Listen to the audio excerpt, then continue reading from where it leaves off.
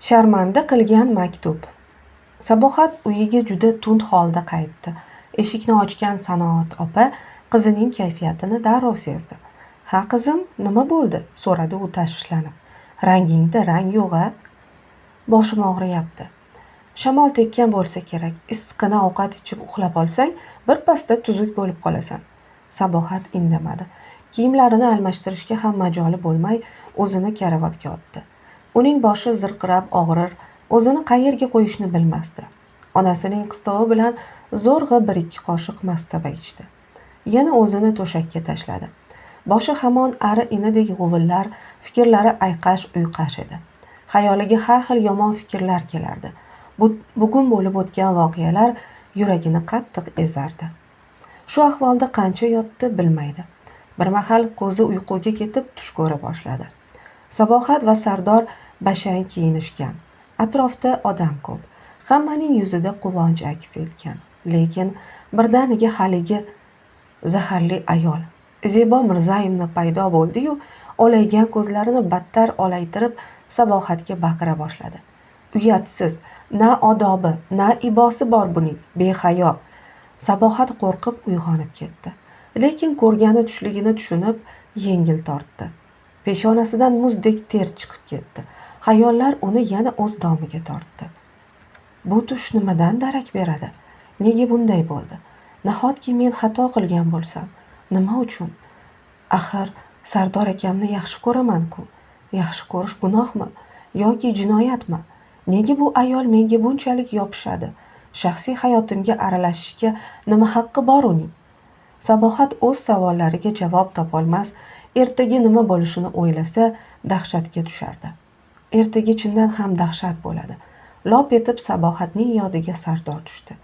Novcha, qora qosh va qora ko'z kelishgan bu yigitcha nimasi bilandir boshqalardan ajralib turar, gaplari ham ancha salmoqli edi. Sabohat har safar uni o'ylaganda qalbi notanish hislardan g'alati bo'lib ketardi. Avvaliga Sabohat bu hislarni shunchaki do'stlik, hurmat tuyg'usiga yo'yib yurardi. Lekin keyinchalik tuyg'ulari chuqurlashib borgan sari boshqa fikr kela boshladi xayoliga. Sabohat Sardorni sevib qolganini tushundi. Qalbi bu ixtirodan ham quvonch, ham hadikka to'la edi. Sardor Sabohatdan bir sinf yuqorida o'qirdi. Sabohat uni maktabda ko'p ko'rar, lekin u qadar e'tibor bermasdi. Ammo bir kuni ona tili o'qituvchisi Alisher Navoiyning tug'ilgan kuniga bag'ishlangan kechada unga Shirin rolini ijro etishini taklif qildi. Sabohatga bu taklif unchalik yoqmasa ham ustozini ranjitishni istamay rozi bo'ldi. Farhod rolini 11-sinfdagi Sardor ijro etishini bilgach, allanechuk bo'lib ketdi. Ular birgalikda kechaga tayyorgarlik ko'rib yurishdi. Bayram kuni ular sahnada Farhod va Shirin dostonidan parcha qo'yib berishdi. Ana o'sha kuni Sabohat o'zini haqiqatan ham Shirin, Sardorni esa Farhod deb tasavvur qildi. Aynan o'sha kechadan so'ng ularning o'rtasida nimadir paydo bo'ldi. Bu nimadirning nimaligini Sabohat anglolmasdi. Faqat bir-birlariga duch kelganlarida uzoq termilib qolardilar. Ammo ularning hech biri biron so'z aytishga jur'at eta olmasdi. Kunlar o'tib borardi. Sabohat har bir kuni Sardordan xat oldi. Sardor unda shunday der edi: "Salom mening Shirinim. Sizni shunday atashga jur'at etganim uchun meni kechiring. Nima qilay, ixtiyorim o'zimda emas. O'sha men va siz Farhod hamda Shirin sifatida rol ijro etgan kundan beri sizni ko'p, juda ko'p o'ylaydigan bo'lib qoldim. Sizni ko'rsam yuragim tez-tez urib ketadi. Bilmadim nima bu. Bu tuyg'u balki sof muhabbatdir. Buni o'zim ham hozir aniq tushuna olmayman. Har holda bu tuyg'u oddiy tuyg'u emas. Gapga chechanmasman. Shuning uchun ham sizga o'z tuyg'ularimni ifodalab bera olmayapman. Siz bilan yaqindan tanishishni, do'st bo'lishni xohlayman. Iltimos, menga javob yozing. Sardor." Sabohat o'zida yo'q sevinib ketdi. Xatni qayta-qayta o'qidi. Javob yozishga o'tirdi-yu, o'ylanib qoldi. Nima deyishga hayron edi. Xayolan unga nima demoqchiligini o'ylab, qog'oz qoralashga tushdi. "Hurmatli Sardor aka, xatingizni oldim. do'st bo'lish to'g'risidagi taklifingizga qarshi emasman, ammo shuni bilingki, muhabbat to'g'risida gap bo'lishi kerak emas, chunki biz hali juda yoshmiz. Undan keyin bir-birimizni yaxshi bilmaymiz. Mayli, do'st bo'laylik, roziman. Sabohat. Shundan keyin ular xat yozisha boshlashdi. Ammo na Sabohat, na Sardor muhabbat to'g'risida ochiq-oydin yozolmas, lekin baribir xatning mazmunidan faqat shu narsa haqida o'ylash mumkin edi. Sabohat juda ko'p o'yga cho'madigan, xayolparast bo'lib qoldi. Sardorni o'ylasa, hamma narsani unutib yuborardi.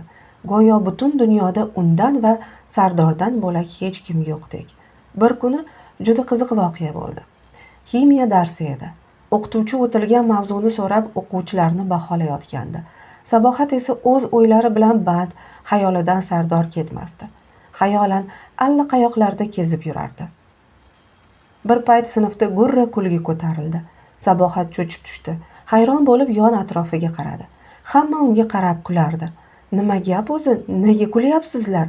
Sabohatning bu savolidan keyin xaxolash avjiga chiqdi. Sabohat duv qizarib ketdi. Keyinroq bilsa, o'qituvchi uni chaqirgan, 5-6 marotaba chaqirgan. Sabohat esa xayolan yiroqda hech narsani eshitmagan.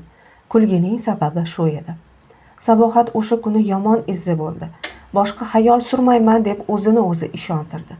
Lekin xayollar uning amriga bo'ysunmas edi. Sabohat bilan Sardor hamon xat yozib turishardi. Bu paytga kelib Sardor maktabni bitirib, institutda o'qiyotgandi. Sardor Sabohatga bo'lgan tuyg'ularini qizning talabi bilan ochiq yoza olmasdi. Sabohat esa bir vaqtlar muhabbat haqida gapirmasligimiz kerak degan bo'lsa ham, undan sevgi izhori eshitishni orzu qilardi. Sabohatning yodiga yana bugungi voqea tushib, yuragi orqasiga tortib ketdi. Bu narsalarni o'ylamaslikka tirishardi, ammo baribir o'sha xotin ko'z o'ngidan ketmasdi. 1-soat ilmiy mudir Zebo Mirzayevnaning darsi edi. Sabohat qovog'idan doimo qor yog'uvchi bu ayolni xush ko'rmasdi. Umuman o'quvchilar ham, o'qituvchilar ham uni bag'ri tosh deyishardi. Chunki hech kim bu ayolning kulganini ko'rgan emas. Zebo Mirzayevna so'zlaganda keskin va qattiq gapirar, harakatlari erkaklarnikiga o'xshab qo'pol edi. Bu ayol haqida har xil mishmishlar yurardi. Hamma o'zicha nimadir derdi ish qilib. Zebo Mirzayevna sinfga kirishi bilan Sabohatning partasi yonida to'xtadi. Qiz ehtiyotsizlik qilib xatni yerga tushirib qo'yibdi. Ilmiy mudir shiddat bilan pastga egilib xatni oldi.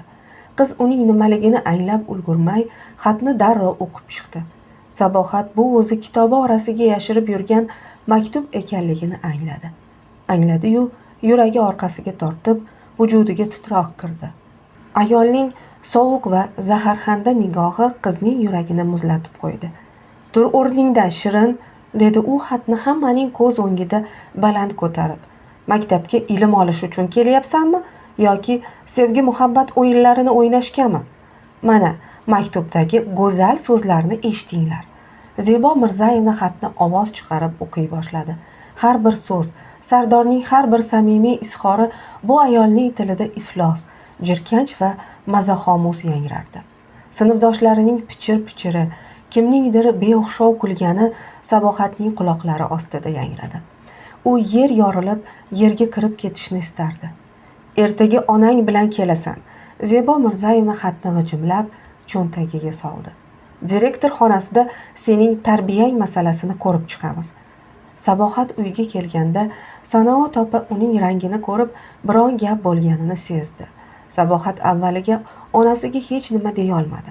Qanday aytadi axir? Bu uyat-ku. Ammo keyin boshqa iloji yo'qligini tushundi. Onasi tushungan ayol. Uni albatta tushunadi. Sardor bilan shunchaki do'st ekanliklarini aytadi. Sanoat opaning qo'lidagi kosa yerga tushib ketishiga bir bahya qoldi. U qizini urmadi, so'kmadi. Ammo uning nigohida shunday bir nafrat va alam paydo bo'ldiki, Sabohat uchun bu urib so'kishdan ham qattiqroq jazo edi. "Men seni shunday qilgin deb oq yuvib, oq tarab o'stiryapmanmi?" dedi onasi past, lekin titroq ovozda. "Otang eshitsa nima bo'ladi? Mahallada qanday bosh ko'tarib chiqaman?" Sanoatning qizi yigitlar bilan xat yozishib yurarkan degan gapni ko'tarib yurgandan ko'ra yerga kirganim yaxshiroq emasmi? O'sha kecha Sanoat opa qiziga ovqat ham bermadi, gaplashmadi ham. Uning chuqur-chuqur xo'rsinib, joynamoz ustida uzoq yig'lab o'tirgani Sabohatning yuragini tilka pora qildi. U bu munosabatlar halitdan gap so'z bo'lish onasi uchun ulkan bir sharmandalik ekanini angladi. Qilgan ishidan afsuslandi. Sardorga xat yozganidan, u bilan muloqot qilganidan o'kindi. Ammo bo'lar ish bo'lib bo'yog'i ko'chdi. Sinfdoshlari oldida qattiq izza bo'ldi. Ertasi kuni Sanoat opa maktabga bordi. Uning yuzidagi horg'inlik va andisha Zebo Mirzayevnaning vajohati oldida juda ayanchli ko'rinardi. Sabohat esa boshini egib jim turar, hech nima deya olmasdi. Direktor xonasida Zebo Mirzayevna xatni stol ustiga tashlarkan, g'olibona ohangda "Ko'rib qo'ying Sanoatxon, qizingizning odob axloqi qandayligini" dedi. Sanoat opa xatni oldi, ammo o'qimadi. Sekin taxlab cho'ntagiga soldi. So'ng Zebo Mirzayevnaga tik qaradi. "Qizim xato qilibdi. Buni tan olaman. Uyga borgach o'zim jazosini beraman. Lekin siz bir ayol, bir ustoz bo'la turib qiz bolaning izzat nafsini butun sinf oldida oyoq osti qilishingiz to'g'rimi? Siz bu ishingiz bilan uni tarbiyalamadingiz, uni shunchaki o'ldirdingiz. Bu xatni menga berishingiz kerak edi, hammaga yoymasdan. Pedagoglik etikasi qayerda qoldi axir?" Zebo Mirzayevna titrab ketdi. Yuzi g'azabdan qizardi. "Hali siz menga pedagoglik etikasi haqida gapiryapsizmi? Siz avval qizingizni eplab tarbiyalab oling." Sanoat opa unga javob qaytarmadi. Sabohat bu gaplardan yerga kirib ketayozdi. Onasini qanday ahvolga solganini o'ylab yig'lab yubordi. Sanoat opa qizining qo'lidan mahkam tutdi-da, xonadan olib chiqib ketdi. Uyga qaytayotganlarida ayol to'xtab qiziga qaradi. U qattiq g'azab va uyatdan yonar, qizini urib alamdan chiqqisi kelardi. Ammo hozir bitta noto'g'ri qadami hammasini battar chigallashtirib yuborishi mumkinligidan qo'rqardi. "Bu xatni hozir ko'z oldimda yirtib tashlaysan va Sardor deganlarini butunlay unutasan", dedi u qat'iy. "Agar yana bir marta shunday gap eshitsam, meni ona dema. Qiz bolaning obro'si nozik bir shisha. Bir marta dars ketsa, qayta tiklab bo'lmaydi. Mening yuzimni yerga qaratma qizim. Sendan umidlarim katta." Sabohat xatni parcha-parcha qilib yirtib tashladi.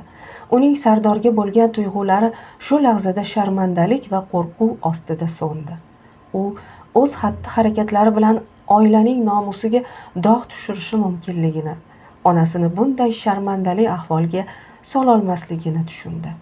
Yillar o'tib Sabohat baxtini topdi. Ammo o'sha maktub va onasining o'sha kungi "mening yuzimni yerga qaratma" degan so'zlari uning butun umrlik dasturul amaliga aylandi.